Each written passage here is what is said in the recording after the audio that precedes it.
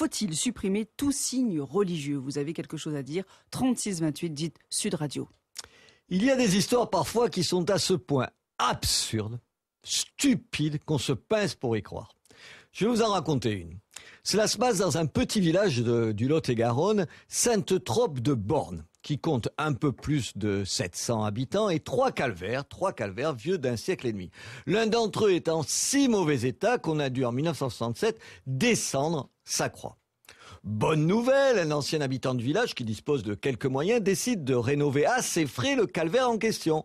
C'est chose faite il y a 3 ans. Jusque-là, me direz-vous, rien qui puisse poser problème, au contraire même. Mais figurez-vous qu'une habitante de Sainte-Trope prend tout ça très mal et saisit le tribunal administratif. Au nom de quoi? Du sacro-saint principe de laïcité. Une croix dans le village, mais il n'en est pas question pour notre bonne dame. Et le pire, c'est qu'elle gagne. Le maire a maintenant jusqu'en février, jusqu'au mois prochain, pour enlever cette croix qu'on ne saurait voir. Je sais que dans ce pays, dans mon pays, on est attaché à la séparation de l'Église et de l'État. Mais quand même, quelle stupidité! Une croix, un calvaire, remis en état grâce à la générosité d'un habitant, on devrait applaudir, s'en féliciter, encourager. Je lui remettrai une médaille à notre mécène. Et vous alors, est-ce que vous en pensez la même chose que moi? Vous le laisseriez au contraire en ruine, le calvaire? Ou au contraire, vous vous dites, chaque fois, vous avez un peu le cœur serré quand vous voyez une croix par terre? Allez, on en parle sur le 36-28, vous dites Sud Radio et vous êtes en direct. Votre parole, libre. Jusqu'à 9h, Ménard en liberté, sur Sud Radio. 8h12 et ça s'affole du côté des SMS car vous voulez réagir à ce sujet. Faut-il supprimer tout signe religieux? Pour nous joindre le 36-28, bien sûr, dites Sud Radio ou encore les SMS, donc vous envoyez Sud au 71 200. René Hortil, bonjour. Oui, bonjour. Alors vous êtes le maire de Sainte-Trope de Borne, oui, dans le Lot-et-Garonne. Dites-moi, mais c'est invraisemblable cette histoire. Mais qu'est-ce qui lui a appris à votre bonne dame là d'aller saisir le tribunal administratif? Eh bien, oui, ça m'a beaucoup surpris. Et c'est là qu'on se rend compte que chacun pense différemment, quoi. Là, attendez, pensez différemment. Moi, je suis l'exemple même du type qui supporte largement qu'on pense différemment de moi. Enfin, j'essaie. Mais quand même, j'essaie. Des fois, ça n'arrive pas. Mais quand même, là, attendez, il y a quelqu'un qui te donne de l'argent pour remettre en état un calvaire, on devrait applaudir. Mais c'est ce que j'ai fait, moi, au début. C'est ce que moi j'ai fait, c'est ce qu'ont fait beaucoup de mes administrés, quoi, parce que bon, c'était l'occasion de remettre debout ce calvaire qui était tombé en 1967. Et lorsqu'on m'a proposé, un ancien habitant m'a proposé de souhaiter financer la réfection de cet ancien calvaire, bon, moi je croyais bien faire et j'ai dit oui. Seulement, il y a une personne à qui ça a déplu et en 2009, cette personne a déposé une plainte auprès du tribunal administratif. Mais vous en avez discuté avec elle. Je suppose que quand on est dans un village où il y a 700 habitants, on se connaît tous. Oui, on se connaît tous. C'est pour ça, bon, j'en ai discuté avec personne en fait, parce que je ne pensais pas qu'une telle décision aurait pu provoquer la réaction d'une personne. Mais quoi. La dame en question, qu'est-ce qu'elle vous a dit quand vous en avez parlé avec elle? Je suppose que vous en avez parlé avec elle. Oui, j'en ai parlé avec elle, oui. Et elle m'a dit que c'était un signe ostentatoire et que, d'après la loi de 1905, on n'avait plus le droit. Attendez, un signe ostentatoire, mais on va pas enlever tous les calvaires de France et de Navarre pour faire plaisir aux laïcards de fous furieux. Mais c'est la question que je me suis posée, quoi, parce que moi, personnellement, dans la commune, j'ai 3 calvaires. Bon, vous devriez les détruire. Comme ça lui fera plaisir à cette dame. On peut parler des calvaires, je sais pas. Les églises aussi. Les églises, parce que j'en ai 6. Les cimetières, il y a beaucoup de croix dans les cimetières. Et puis, je sais pas, je réfléchis à certaines choses, je sais pas si c'est lié, mais vous savez, en France, vous avez beaucoup de menhirs ou autres qui représentent des sépultures, etc. Ah, mais on les enlève, les menhirs. Là, je suis pour qu'on les supprime. On les enlève? On fait on rase tout ce qui rappelle qu'on est un pays chrétien, par exemple. Oui. Vous êtes d'accord avec moi à y être? Non. Non, mais je sais bien que vous n'êtes pas moi non plus, vous en doutez. Non, mais attendez, alors, qui est une dame que je vais pas qualifier ici pour pas m'engueuler avec elle. Je précise qu'on a essayé de lui parler, qu'elle veut pas. Donc, c'est pas qu'on veut pas l'entendre. Oui, pareil, on s'est retourné vers le tribunal administratif. Parce que, attendez, qu'il y ait des gens qui, dans leur tête, je sais pas qu'est-ce qu'ils ont, c'est leur problème. Mais que le tribunal lui ait donné raison, c'est là où c'est plus sidérant. Voilà. Tribunal, ils ont pas voulu non plus s'expliquer ici à notre antenne. Voilà, je le dis tout de suite. c'est ce qui m'a aussi surpris, la décision du tribunal, parce que bon, l'article, il dit, bon, c'est clair, l'article 28, il dit, il est interdit à l'avenir d'élever ou d'apposer aucun signe ou emblème religieux. Bon, mais là, c'est pas le cas, on n'a pas créé, c'était une simple restauration d'un calvaire qui existait depuis plusieurs siècles, quoi. Parce que bon, moi, à ma connaissance, j'ai 3 photos ou 3 anciennes cartes postales qui me prouvent qu'on en est au 3e calvaire. Mais attendez, qu'est-ce que ça veut dire? Ça veut dire, attendez, si je comprends bien, si demain le clocher d'une église tombe, est-ce qu'on le répare et on remet la croix dessus, ou est-ce que ce serait contraire à la loi? Non, là je pense pas parce que... Je rigole, j'imagine que c'est pas le cas, mais... Bien que, bon, à l'exception, on n'a pas le droit d'élever ou d'apposer aucun signe ou emblème religieux sur les monuments publics ou en quelque emplacement public. Bon, alors, à l'exception des édifices servant au culte, des terrains de sépulture dans les cimetières et les monuments funéraires. Donc, bon... mais les calvaires, il n'en est pas question. Ils sont toujours à l'extérieur. Eh ouais, c'est beau un calvaire. Ben oui, parce que c'est... Comment on peut être un juge aussi stupide que le tribunal administratif? D'où il est où le tribunal administratif? À celui de quoi? De Bordeaux. Mais bonjour les juges du tribunal administratif de Bordeaux. Alors là, ils peuvent l'entendre. Ils peuvent même nous appeler s'ils veulent. On va leur dire, vous êtes d'accord, monsieur le maire? Allez, qui nous appelle le juge qui a pris une décision aussi obscurantiste? Voilà, mais c'est pas possible. C'est pas possible. René Horty, le maire de Sainte-Trope-de-Borne. Et justement, alors, donc, si vous nous écoutez, vous pouvez nous appeler. Robert a vraiment envie de vous parler au 36 28. Même vous, si vous avez un avis sur le sujet, 36 28, vous dites Sud Radio. Monsieur le maire, vous restez avec nous, d'accord? On va voir si nos auditeurs vous soutiennent. Vous êtes d'accord? Parce on vous soutient, nous. Vous avez compris que je suis d'accord avec vous, là. Mais depuis cette affaire, j'ai déjà reçu énormément de soutien, quoi. Ah, mais c'est bien. Est offusqué par cette situation, quoi. Bah, bien sûr. On va aller venir faire une procession devant le calvaire. Tiens. C'est-à-dire que le problème n'est pas la personne qui a porté plainte, c'est le jugement du tribunal administratif, quoi. Non, mais absolument. Et puis une interprétation stupide de la laïcité. Voilà. Je veux dire, on est au-delà de toute raison. On va voir si les gens au micro nos auditeurs sont d'accord avec vous et moi. Marianne, bonjour Marianne. Oui, bonjour monsieur le maire, bonjour à tout le monde. Vous avez entendu cette histoire? Mais c'est invraisemblable. Ah mais non, mais je suis sidérée. Si vous voulez, je peux vous raconter encore quelque chose de plus sidérant. Allons-y, au point où on en est ce matin, là. Eh bien, écoutez, cet été, j'étais au marché, j'attendais tranquillement mon tour. Et un musulman s'est approché de moi et m'a dit, bien sûr, l'été, on est décolleté, et il m'a dit, est-ce que je peux vous dire quelque chose, madame? Je lui dis, bien sûr, monsieur. Et il me dit, madame, vous avez au cou des signes ostentatoires. Et je veux dire, j'avais 2 petites médailles, une petite croix et une petite médaille ronde qui faisait peut-être 3 mm. Hein. Eh bien, je lui dis, monsieur, c'est dommage, mais moi, je suis croyante, j'ai mes médailles, et moi, il y a autre chose qui me dérange. Alors voilà. Et on en est resté là. Bah écoutez, ça c'est terrible parce que ça traduit un climat, une intolérance qui gagne. Alors, exactement. Vous êtes d'accord avec moi? Enfin, je veux dire, qu'on foute la paix à chacun voilà. A les signes qu'il veut. Mais les musulmans aussi, moi je suis pour que chacun porte les signes et qu'on nous foute la paix. Et qu'on n'oublie pas, je vais vous le dire Marianne, même si je vais pas me faire que des amis une fois de plus, on est en plus dans un pays chrétien. Quand j'ai entendu ce débat surréaliste, au moment, vous vous rappelez, de la Constitution européenne où il fallait pas dire qu'on était un pays de tradition chrétienne, mais bien sûr que vous le soyez ou non chrétien, vous êtes dans un pays comme ça.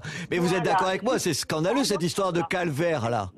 Et oui. Ah, moi je suis sidérée. Moi je trouve que les calvaires justement avant, moi quand j'étais gamine, on allait beau pleurer, et tout. On allait même porter des bouquets de fleurs. Bien sûr. Il y avait des petites vierges, mais vous savez, moi j'habite à Montpellier, il y a des châteaux où il y avait des petites grottes avec des vierges, eh bien on les a saccagées, on les a arrachées ces vierges. Eh ouais, bah écoutez, qu'est-ce que vous voulez que je vous dise? Alors c'est inadmissible parce que moi quand mes enfants ski, on y allait, c'était pas loin de chez moi, on allait porter Et des ça fleurs faisait de la plaisir de le faire. Et puis quand on est Oui, croyant, oui, ça nous mais touche. pourquoi empêcher les gens d'aller faire ce qu'ils ont envie de faire? Mais oui, mais là, attendez, mais là, qu'il y ait des cons, c'est une chose. Je m'excuse, Marianne. mais là, c'est un tribunal, Marianne. C'est un tribunal administratif. Écoutez, moi, je suis sidérée par les... Je veux pas dire, mais la justice, en général, mais on marche sur la tête. Ouais, écoutez, je vous propose de pas entamer tout de suite un débat sur la justice. On va rester sur le tribunal administratif. Oui, non, mais sur le tribunal administratif, même là, je peux dire qu'on marche sur la tête. Je suis d'accord avec vous, Marianne, je suis d'accord. René Hortil, vous avez vu, Marianne, elle est d'accord avec vous, elle vous soutient. Voilà. On va lancer une pétition, je sais pas, il faut faire quelque chose, où on lynche le président du tribunal administratif. Vous n'êtes pas d'accord sur le lynchage? Non, chacun fait son travail. Non, vous savez ce qu'on fait comme dans Lucky Luke, du goudron et des plumes. Du goudron et des plumes, et comme ça on arrête avec lui. Bon, cette loi, elle est de 1905. Eh oui, ça je sais. Ça fait plus de 100 ans. Bon, peut-être qu'il y a 100 ans de cela, bon, tout était en état, mais non, moi, mon problème, c'est la réflexion de ce genre de... Mais attendez, monsieur le maire, vous allez quand même pas la descendre, la croix? Ah non, on va faire appel de toute façon. Ah, parce que je suis rassuré, parce que non. je disais tout à l'heure, vous avez normalement jusqu'à la fin du mois prochain, c'est ça? Non, mais déjà, il y a un recours qui a été déposé, et puis bon... on va faire appel de cette décision parce que bon, il y a le signe religieux, bon ça c'est une chose, mais moi en tant que républicain aussi, si j'ai donné mon accord, c'est surtout aussi pour préserver et entretenir ce patrimoine local. Ah oui, le patrimoine. Rural, quoi. Bien sûr, enfin, voilà. Les calvaires, ça fait partie de notre patrimoine, qu'on soit catholique ou pas, c'est pas une affaire. C'est juste ce pays, c'est notre pays. Monsieur le maire, on va continuer avec Monique. Bonjour Monique. Oui, bonjour Monsieur Ménard. Alors Monique, vous êtes de quel côté? Du tribunal administratif ou de nous? De vous, bien sûr. Ah, quand même, enfin, ce matin, tout le monde me défend. Je suis vraiment entrée. Moi, je vais avec mon mari au cimetière en Normandie. Il y a un calvaire qui était tombé. Et on a rénové la croix, tout ça, dans le cimetière, parce qu'il y a même l'église aussi à côté. Ah oui, mais vous avez compris. Magnifique. Monique, vous avez compris. Je demande à René Hortil si je dis pas une bêtise. René Hortil, je vous ai écouté tout à l'heure. Quand c'est dans le cimetière, ça pose pas problème. C'est quand c'est à l'extérieur, c'est ça le problème. C'est à l'extérieur. Oui, mais ça donnait sur la rue. Le calvaire donnait sur la rue. On le voyait. Il était en dehors de la rue, mais à côté du cimetière. Et c'était magnifique. D'ailleurs, il était tombé pendant la tempête. Ils ont tout rénové. Et ben c'est vraiment beau. J'étais contente parce que quand je suis allée la première fois, c'était tout en ruine. Ça m'avait fait de la peine. Mais c'est tellement beau un calvaire. Moi, chaque fois que je me promène en voiture ou en voyageant comme ça, je fais un signe de croix et je trouve ça magnifique. C'est vrai que c'est un patrimoine national. Et qu'on a envie de le défendre, Monique. On a envie de le défendre. Je trouve que cette dame, elle est idiote. Je ne sais pas si elle est catholique ou pas. On s'en fiche. Et c'est le tribunal, voilà. Monique. C'est le tribunal. C'est pareil. Ben, il faut savoir le nom de ce président. Ben non, mais le maire veut pas que je le lynche. Alors il faudrait savoir le maire ce qu'il veut. Moi, je soutiens Monsieur le maire. Il a tout mon soutien, quitte à donner au point de vue financier, n'importe quoi. Et ben, écoutez, je le ferai. Mais lui, justement, Monsieur le maire, vous allez être. C'est pas le même tribunal qui va vous juger en appel. Comment ça se passe? J'en sais rien, je vous pose une question, je sais pas. Je pense que... c'est pas le même juge qui va se prononcer en appel. Je ne sais pas le même juge. Ouais, c'est ça que je voulais dire. Donc c'est quelqu'un d'autre. Vous allez peut-être tomber sur quelqu'un d'un peu sensé, peut-être. Oui, voilà. Et puis bon, les avocats feront leur travail aussi. Voilà. Et c'est pour quand? L'appel. Le recours, il devait être déposé avant fin janvier. Ouais. En fait, donc ça va être fait. Bon là, c'est fait même déjà. Et ça prend des années, des mois, des dizaines d'années. Oui, même peut-être des années quoi. Ah voilà. Là, l'affaire a débuté en 2008 et on est le jugement et la notification du jugement est intervenue en novembre 2011. Oh, alors ça veut dire que ça peut être des années encore. Alors on continue, monsieur le maire, avec Christiane. Christiane, bonjour. Oui, bonjour. Christiane, alors qu'est-ce que vous en pensez? Je suppose que vous soutenez le maire, j'espère quand même, non? Je suis suis absolument contre cette femme qui a demandé à ce qu'on supprime une croix. Une croix, c'est sacré dans notre pays. Nous sommes un pays chrétien. Bon, elle existe depuis des années. Il n'y a pas de raison qu'elle soit qu'on l'enlève. Alors, je trouve que si j'ai 83 ans, si j'habitais ce pays, j'ameuterais tout le village pour faire une procession auprès du tribunal, une procession avec des croix à la main pour manifester notre soutien à notre croix. Je porte, depuis la mort de mon mari, je porte une croix, ostensiblement, c'est la croix qu'il avait sur lui. Il avait toujours. Et mon mari était magistrat. Et je suis sûre qu'aujourd'hui, il serait absolument contre cette décision de justice. Christiane, merci de ce beau témoignage. René Hortil, oui. Attendez, alors, si j'en crois nos auditeurs, parce que j'en ai d'autres, mais enfin, je vais arrêter, on a des SMS, on a des appels.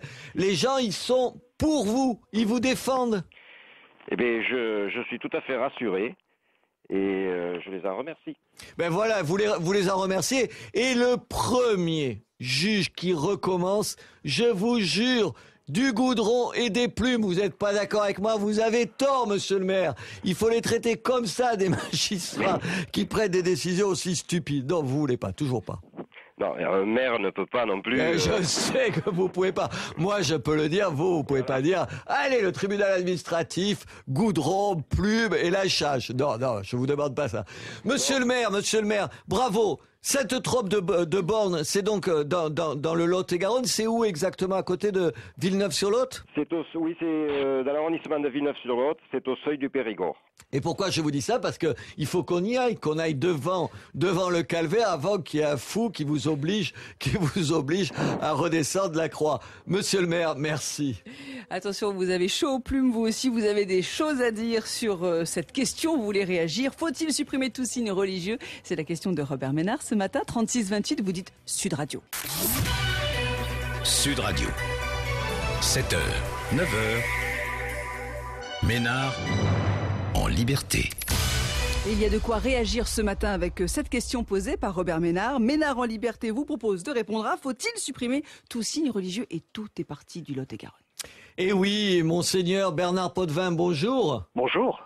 Eh oui, tout est parti de Lot-et-Garonne. Vous avez compris cette histoire? Vous l'avez écouté? J'ai suivi un peu, pas attendez, mais je suis touché parce que je suis natif de Villeneuve-sur-Lot, figurez-vous. C'est pas vrai? Oui, vous voyez, donc il y a quelques coïncidences peut-être providentielles à se parler ce matin. Ah, absolument. Alors si c'est providentiel, je vous propose, vous êtes d'accord avec moi, alors c'est le goudron et les plumes pour le tribunal administratif quand même. Ah, écoutez, bon, vous comprendrez quand même que le porte-parole des évêques ait quelques obligations de réserve sur un commentaire de décision. Bien sûr. Non, mais monseigneur, c'est absurde. Par contre, fondamentalement, je comprends vos arguments. Je suis très touché aussi par ce côté disproportionné des choses.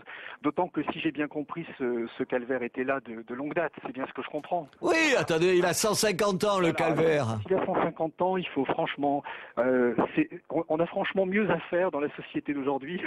On a quantité de défis aujourd'hui à affronter pour le vivre ensemble. Et honnêtement, c'est pas ce signe religieux-là qui devait faire grand mal à la population, que j'aime beaucoup, cette population qui est super attachante. Et moi, je vois bien que aujourd'hui, on se crispe trop là-dessus. Il y a beaucoup trop de réactions qui sont inutiles parce que franchement, on a une mémoire. Il ne s'agit pas du tout d'être prosélyte dans cette affaire, bien sûr. Attendez, je ne suis vraiment pas, mais... Monseigneur, les calvaires, on y est attaché, qu'on soit catholique ou pas. Ça fait partie de nos paysages, ça fait partie de la France, c'est tout. Exactement, il y a cet attachement dont je suis témoin qui dépasse largement la sphère des croyances.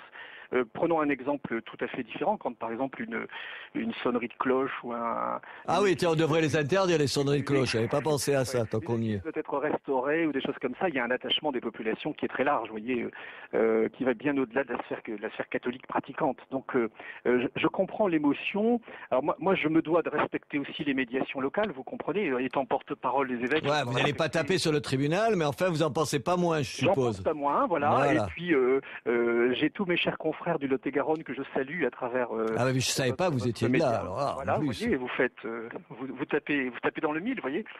Mais enfin, est-ce que globalement, monseigneur, il n'y a pas quand même une espèce de laïcards qui sont insupportables, qui pourchassent tout ce qui peut rappeler au fond la foi d'une partie d'entre nous et de beaucoup d'entre nous et l'histoire de ce pays. Attendez, monseigneur, on est un pays chrétien. Oui, alors cet aspect laïcard, oui, vous avez raison qu'il est repérable. Je le déplore. Dieu merci, il est pas majoritaire. Hein. J'ai beaucoup de rencontres sur l'Hexagone et globalement les gens sont quand même beaucoup plus ouverts parce que les catholiques sont aussi très présents et très appréciés dans leurs réseaux sociaux, Mais je parle pas de ça, monseigneur. Je parle dans les élites. Je parle dans les milieux culturels. On l'a vu avec un certain nombre de pièces. Attendez, on a le droit de faire ce qu'on veut dans les théâtres. Mais est-ce qu'il n'y a pas des gens qui se font plaisir à blesser une sensibilité? Attendez, ils le feraient jamais avec des juifs ou avec des arabes, avec des musulmans, ils feraient attention. Mais les chrétiens, on peut leur taper dessus, il n'y a pas de problème. Alors c'est vrai qu'il est peut-être plus facile de s'en prendre à la mère Église parce qu'elle est la mère, elle est sociologiquement la mère. Donc quand on va mal, on se rebelle contre sa mère. Il y a un peu ça, vous voyez. On est dans une société qui va souvent d'ailleurs plus mal sur beaucoup d'aspects, des aspects de vie. Et donc quand c'est comme ça, on s'en prend un peu à ceux qui ont été les repères éducatifs, vous voyez, d'une époque, d'une histoire.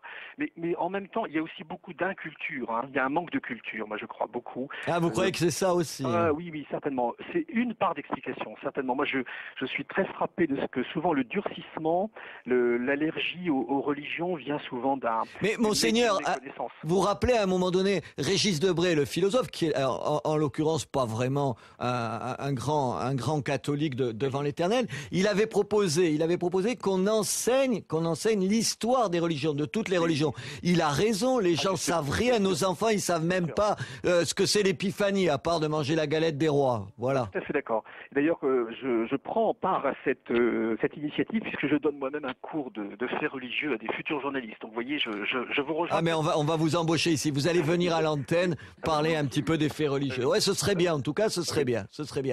Monseigneur Bernard Potvin, donc le porte-parole des évêques de France. Vous pouvez également réagir par SMS comme beaucoup le font. Est-ce que ce juge qui a pris cette décision concernant le calvaire a-t-il pris la foudre ou a-t-il perdu ses facultés mentales? C'est la question qu'on pose par SMS Sud que vous envoyez au 71 200 et par bien sûr téléphone 36 28 dites Sud Radio. Monseigneur, on continue ensemble. Alors, je voudrais vous faire entendre vos ouailles, mais au sens large, qui pensent pas tous évidemment comme vous, comme moi. Alors, on va commencer par Jean, par exemple. Allez, Jean, qu'est-ce qu'il en pense, Jean de Bordeaux? Bonjour Robert. Bonjour Jean. Écoutez, moi je voulais dire, d'abord, je comprends que cette dame, elle fasse valoir ce qu'elle estime être la loi et elle a le droit de le faire. Et si le tribunal le juge ainsi, l'Église et le maire ont qu'à faire appel, c'est le fonctionnement de la loi. Mais la loi, elle est absurde, Jean. Non, la loi, elle n'est pas absurde. C'est la loi de la séparation de l'Église et de l'État, monsieur Ménard. C'est quand même un pas important dans notre pays. Oui, mais il y a des interprétations de cette loi, Jean. Il faut faire appel dans ce cas, mais je vois pas pourquoi vous consacrez une émission à ça. Ça me semble vraiment une tempête dans un verre d'eau. En revanche, je voudrais en profiter pour résoudre le problème de tout à l'heure, puisque l'Église, vous le savez, c'est pas le monseigneur qui me démentira, est le plus grand propriétaire de France. Ça vous avez oublié de le dire tout à l'heure, monsieur Ménard. Ah, vous pensez qu'on pourrait nationaliser leur terrain et construire des logements? Exactement. Je pense qu'on pourrait réquisitionner tous les biens vacants de l'église et même ceux qui sont occupés par trois bonnes sœurs pour 10 000 mètres carrés. Oh non, ben vous êtes terrible, on va pas fermer les monastères quand même. Oh. Et bien alors, et pourquoi vous voulez réquisitionner les appartements des propriétaires et bloquer leur loyer? Et alors l'église, vous voulez rien qu'on lui fasse? Alors je vais non, mais je dis rien. Moi je dis, j'avais pas pensé à ça comme ça spontanément, mais aujourd'hui il y a des églises qui sont rachetées, qui sont transformées en appartements. Ça fait des très jolies choses. Moi je trouve ça très bien. Et moi je trouve pas ça. Me choque. Et ça résoudrait peut-être une partie de la crise du logement. Ben écoutez, Jean, on va demander au porte-parole des évêques de France. Alors, qu'est-ce que vous en pensez si on nationalisait les biens de l'Église? Oh, Bon, alors là, je vais d'abord répondre à Jean que je suis tout à fait d'accord avec lui sur la séparation de l'Église et de l'État. C'est une affaire 1905 que nous vivons au quotidien. Ça, c'est une première chose, hein. Il faut bien se redire ça. Et l'affaire dont on parle depuis ce matin, elle n'est pas ce qu'on dit depuis ce matin n'est pas contradictoire, parce que là, on est sur la défense locale d'un symbole qui marque le patrimoine, qui était déjà présent. Il ne faut pas l'oublier. On l'a dit encore tout à l'heure, qui était là depuis 150 ans. C'est pas la même chose. La deuxième chose aussi, cette histoire de logement, il faut arrêter de fantasmer sur les propriétés de l'Église, parce que si vous saviez à quel point l'Église en France, elle n'est pas la riche que vous croyez. Et je puis aussi vous dire que les catholiques engagés dans la lutte pour le logement social, pour toutes ces questions caritatives, sont énormes. Et donc, il faut vraiment arrêter de jeter le discrédit sur les cathos quant à la question du logement, parce que franchement, là, il y a un énorme fantasme, et le nombre de propriétés qui ne sont pas de l'Église, qui font peut-être illusion, parce qu'on croit l'Église riche, mais dont l'Église n'est même pas propriétaire. Je pourrais vous faire cette démonstration d'une façon... c'est un mauvais procès qu'on vous fait, vous trouvez? C'est vraiment un mauvais procès qui est fait à l'Église là-dessus. Il faut arrêter. L'Église en France n'est pas la riche que l'on croit. Si vous saviez ce que sont aujourd'hui les recettes d'un diocèse en France, son budget de fonctionnement, c'est complètement... Il y a beaucoup d'argent qui dort. Il y a beaucoup d'argent qui dort dans ces biens immobiliers qui ne sont pas exploités. Oui, mais attendez, on a aussi une politique sociale, on a des placements éthiques plus importants que vous ne croyez, et on a une action en faveur du logement.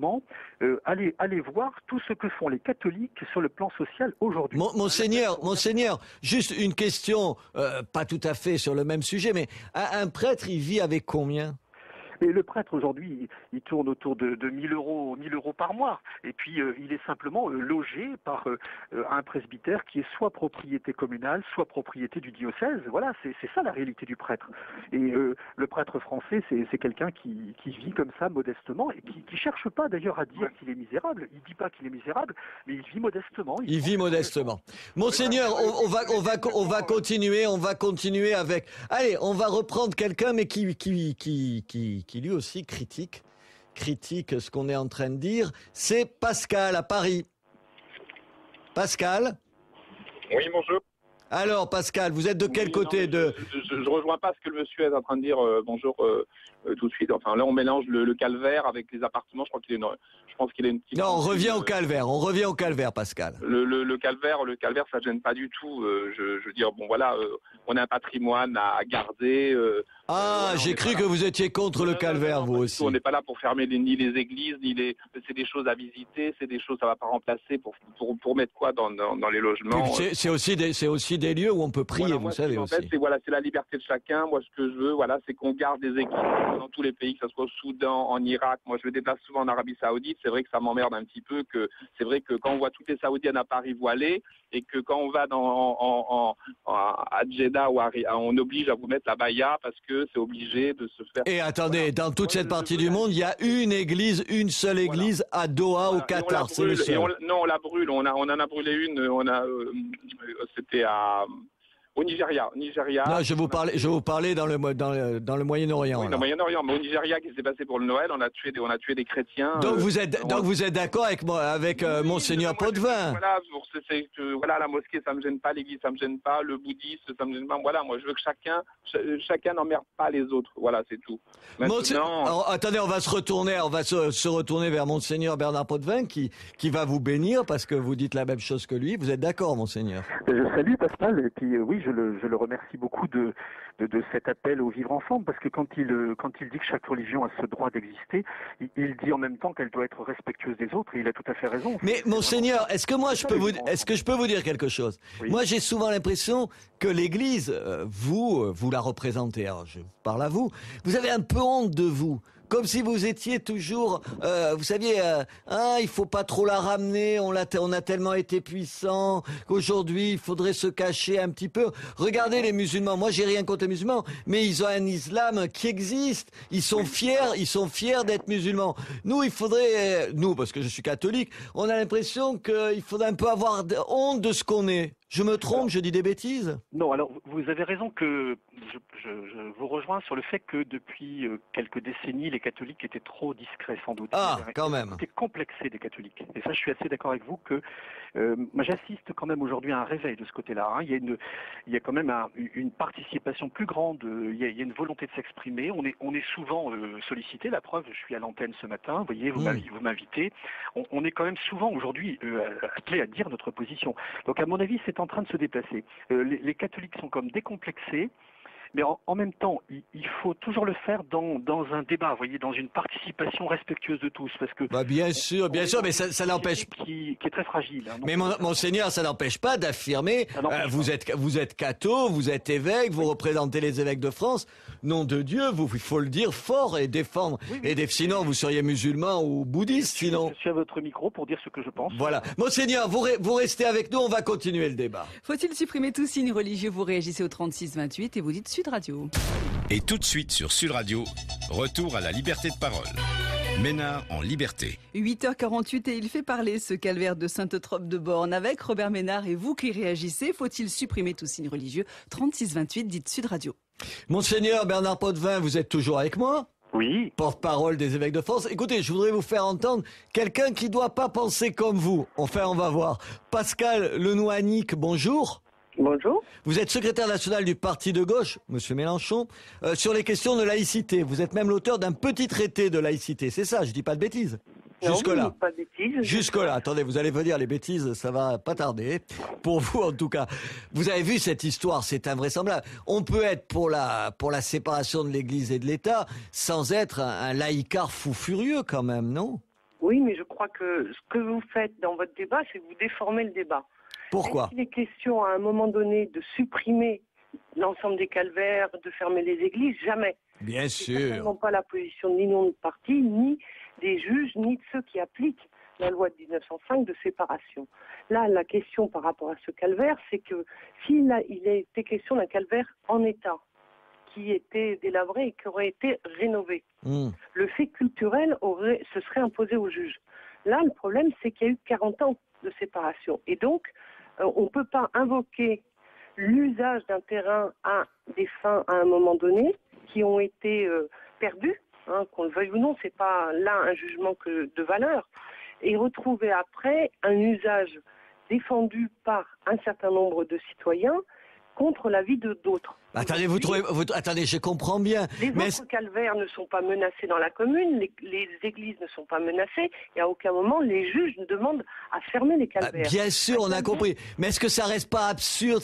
Vous comprenez pas que les gens puissent être choqués? Non, moi ça vous choque pas? Aujourd'hui, demain, il y a une église qui veut être construite, ou un temple, ou une mosquée, etc. La loi de séparation s'applique et il ne peut être question de financement public pour ces églises. Mais là, il n'y a pas de financement public. Non, mais sur... Mais alors quoi? Alors quand même, on casse les pieds aux gens pour rien du tout. Non, mais parce que vous savez très bien que sur le domaine public, on ne peut pas mettre tout et n'importe quoi. Mais là, c'est pas tout et n'importe quoi, c'est renouer avec une tradition du village. Demain, moi, je souhaite, comme citoyenne dans ma ville, construire quelque chose à mes frais sur le domaine public, j'en ai pas le droit. Ouais, mais là, attendez, c'est reconstruire quand même. Est-ce que c'est pas pinailler un petit peu, honnêtement? Moi, j'ai pas lu le jugement. Hein, oui, bien sûr, moi non plus. Non, mais c'est juste l'écho du maire. Attendez, le tribunal, il a pas voulu nous répondre. On risque pas de l'entendre. Oui, là. Mais le jugement est public. Le problème pour moi, c'est que ce week-end, évidemment, les tribunaux sont fermés. Madame Lenoinic, est-ce que quand même, il n'y a pas mieux à faire que d'emmerder les gens avec des histoires pareilles? Écoutez, moi, je pense que c'est surtout vous, en faisant un fait général. Moi, je crois aujourd'hui que l'argent public doit servir à l'usage commun de tous. Mais c'est pas l'argent public, c'est l'argent d'un type qui est un peu riche dans le village. Tant mieux. Eh bien, il fait des choses à ses frais. Mais pas ça. Sur des éléments et sur des terrains qui lui appartiennent ou qui appartiennent à des particuliers, y compris sur des terrains appartenant à sa confession, qui est apparemment la confession catholique. Horreur et putréfaction. Il n'y a aucun souci. mais l'argent public et le domaine public n'est pas un usage à s'approprier à titre personnel. Vous êtes terrible. Mais je sais, mais vous êtes terrible. Vous êtes terrible quand même. Pour prendre un exemple, il y a beaucoup de calvaires en Bretagne. Un calvaire qui tombe et qui est rénové, comme ça a été présenté par une de vos auditrices il y a quelques instants en Normandie. S'il est rénové, là, le fait culturel s'impose. Mais s'il est rénové 40 ans plus tard, c'est trop tard. Ben oui, parce qu'il a perdu c'est dommage, c'est dommage, c'est dommage, c'est dommage. Il a perdu son usage. Voilà, les deux autres calvaires de la commune, si ils étaient en mauvais état et s'ils étaient rénovés, la même habitante dont il faut arrêter de penser qu'elle serait laïcarde. De ce que je sais, et sans l'avoir eu au téléphone, c'est qu'elle a fait partie du conseil paroissial. Donc arrêtons d'opposer d'un côté ceux qui seraient croyants et de l'autre ceux qui revendiqueraient la loi de séparation qui seraient athées. La réalité, c'est que beaucoup de nos concitoyens, qu'ils soient croyants ou non, sont attachés à cette séparation. D'accord. Écoutez, alors je vais me retourner vers Monseigneur Bernard Potvin. Monseigneur, il vaut mieux pour vous que le parti de gauche ne gagne pas les élections. Hein. Alors là n'est vraiment pas le débat de ce matin. Ben, je sais que c'est un raccourci et tout le monde a compris, Pascal Louanic. Bien cordialement, et je suis très heureux d'être toujours en contact avec les responsables des différentes traditions, qu'elles soient politiques ou spirituelles de notre pays. Que vous êtes gentil. Non, mais très franchement, et je tiens à redire à quel point on a besoin les uns des autres. Parce que allez, encore. Non, c'est pas une formule, c'est quelque chose qui me tient à cœur. Et moi, je ferai vraiment ici aussi la distinction entre cette affaire dont on parle depuis tout à l'heure, là, sur laquelle moi j'ai le point de vue quand même fort du respect d'une tradition culturelle, même si je suis d'accord qu'il y a cette affaire des 40 ans. Mais enfin, je trouve quand même que là, c'est un peu pinaillé, honnêtement. Oui, c'est un peu pinailleur, je me permets de le dire, là, humblement. Hein. Mais pas humblement, vous pouvez enlever le humblement. L'autre versant, enfin tout ce qui est dit par Mme Louanic sur la laïcité à vivre ensemble, je signe ça, je suis tout à fait d'accord. Hein, on vit ensemble un esprit 1905, à charge pour tous de le vivre avec cette ouverture, avec ce respect des autres. Et de fait, j'entends bien dans le propos de Mme Louanic ce matin une volonté d'écoute et de dialogue. C'est pas toujours le cas chez tel ou tel qui durcit quand même parfois l'attitude. On assiste quand même sur notre hexagone parfois des comportements laïcards, il faut aussi savoir le dire. Alors attendez, on va demander à Mme Louanic. De la même manière, Monseigneur, qu'on assiste aussi au développement d'un certain nombre de courants intégristes, fondamentalistes, et on l'a vu sur les contestations faites sur des pièces de théâtre, par des courants dont je peux penser, à juste titre, que beaucoup de croyants ne se retrouvent pas dedans. Madame Louanic, est-ce que vous entendez si je vous dis ce pays, la France, le vôtre, le mien, celui de Monseigneur, est un pays de tradition chrétienne et on ne peut pas s'abstraire de cette réalité-là. Oui, il est, mais il n'est pas que ça. Et je pense qu'à un moment donné, il ne faut pas non plus réécrire l'histoire cléricale telle qu'elle s'est passée dans notre pays et sous-estimer aussi ce qu'elle a apporté. Ce qu'elle a apporté, y compris comme violence, excusez-moi pour rappeler l'histoire, la France, il y a eu aussi des protestants pourchassés, il y a eu des Absolument. Historiquement, etc. Donc rappeler ou surévaluer cette idée par rapport au fait que nous sommes aussi un pays de tradition, j'ai envie de dire, issu de cette Europe née en Grèce de la démocratie. On est aussi la France de la République, de la liberté, de l'égalité et de la fraternité, et de cette loi de séparation de 1905. D'accord. Voilà. C'est une loi d'apaisement, qui est une loi qui rappelle que d'apaisement. Oui, c'est une loi qui permet et qui met un terme. En fait, il n'y a pas très longtemps, un anniversaire de la naissance de Jeanne d'Arc. Je vous rappelle que dans ce pays, la confrontation ou les affrontements au nom des religions ont marqué notre pays. Merci à vous deux. Merci à vous deux. Je voudrais juste pour finir donner en quelques secondes la parole à Benoît, qui est de Toulouse. Allez, un de nos auditeurs, un citoyen de base. Benoît, en une seconde, vous en pensez quoi, vous, de la croix et du calvaire de Sainte-Trope-de-Borne, en 10 secondes? Bonjour, monsieur Ménard. Écoutez, moi, mon premier réflexe d'abord, c'était de penser quand même que ce juge était bien digne de l'Union soviétique pour avoir un jugement aussi implacable. Ça, c'est dans la mesure, ce que vous me dites là, mais je le partage, donc allons-y. Et puis à entendre tout le débat, finalement, je me suis posé une deuxième question. Je me suis dit finalement, quand même, cette loi 1905 est quand même très étrange, parce que au départ, elle prône la séparation de l'Église et l'État, et à la fin de l'application de la loi de 1905, il se trouve que l'État se trouve propriétaire d'édifices religieux.